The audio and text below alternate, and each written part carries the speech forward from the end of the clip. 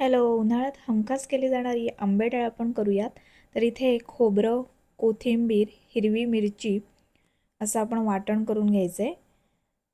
तर मी इथे असं पाणी न घालता वाटण करून घेतलेलं आहे. त्यानंतर 1 वाटी चणा डाळ मी छान 2-3 तास भिजवून घेतलेली आहे. 3 ते 4 तास तरी भिजवून घ्यायची आणि जाडसर आपण पाणी न घालता अशी वाटून घ्यायची. अजिबात पाणी न घालता जाडसर वाटून घेतलेली आहे. त्यानंतर इथे एका पातेल्यामध्ये आपण वाटलेली डाळ काढून घेणार आहोत. त्यानंतर त्यामध्ये आपण जे वाटण करून घेतलं होतं ते ॲड केलं आणि किसलेली कैरी घातली अर्धा वाटी.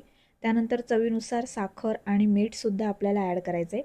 आणि आता आपण फोडणी करणार आहोत. तर 2 चमचे तेल, मोहरी, कढीपत्ता, हिंग आणि थंड झाल्यानंतर हळद घालायची आणि ही फोडणी आपल्याला थंड करूनच त्यामध्ये घालायची आहे, म्हणजे आंबे डाळ खराब होत नाही.